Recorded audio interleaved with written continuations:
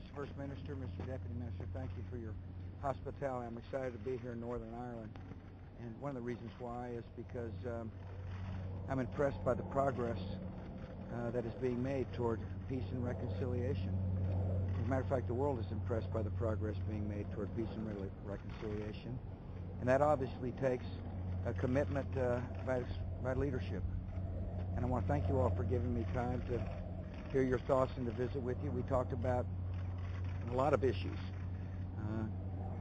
We talked about the devolution of police and justice. We talked about the successful investment conference that took place here. And I want to thank my fellow citizens for coming, and I want to thank those from around the world who are paying attention to Northern Ireland.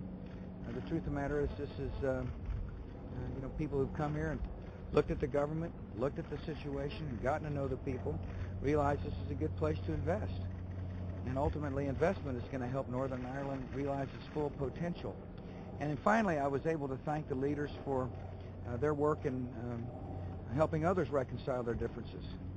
The interesting thing about the progress being made here in Northern Ireland is that it's attracted the attention of societies around the world that wonder whether reconciliation is possible for them.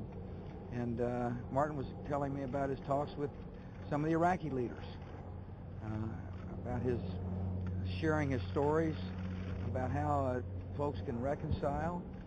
Northern Ireland is a success story. Obviously, there's more work to be done, but the progress made to date has been unimaginable 10 years ago. And I want to congratulate you. Thank you for serving your communities, and I wish you all the very best as you continue your journey. Thank you very much indeed.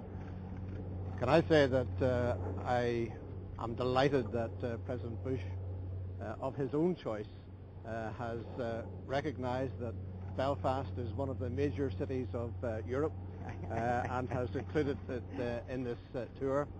It is a personal commitment that the President has shown towards Northern Ireland, and we are really grateful, not just for him coming today, but for the work that has been done by the President and his ambassadors over the previous years, and particularly the work that has been done most recently for the investment conference.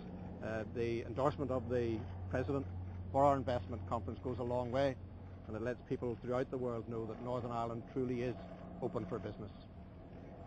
Can I say that, just to echo what Peter has said, that this is an opportunity for us to express our thanks and appreciation for the tremendous work that has been done in terms of the United States of America and what is now undoubtedly one of the most successful peace processes in the world today, beginning with the work of President Clinton, the contribution of Senator George Mitchell, the envoys that were sent by President Bush, such as Richard Haas and Mitchell Reese and now Paula Dobriansky, all of whom have played a very important role in contributing to our process, which I do believe is, as the President has identified, a role model for how other conflicts can be resolved in other parts of the world. And already we're having a tremendous amount of interest in our work. We've had 2 delegations of Iraqi parliamentarians to Parliament buildings here in Belfast, just a few yards up the road. And there is no doubt whatsoever that other places that have suffered from conflict are anxious to learn from our experiences. We don't believe that we have got all of the answers, but what we can certainly do is outlay our experiences for others to consider. We also are very appreciative of the weight of support that has been put behind the Economic Investment Conference by the President and by Paula Dobriansky as his ambassador. And we're very hopeful in the time ahead. In fact, I think we're confident that jobs, much needed jobs, will flow from that. And I think providing good jobs, a decent standard of living, facing up to the economic difficulties that our people have to endure, is a very important part of the workload which Peter and I, as First and Deputy First Minister, need to take forward in the time ahead. Thank you all very much. Thanks very much.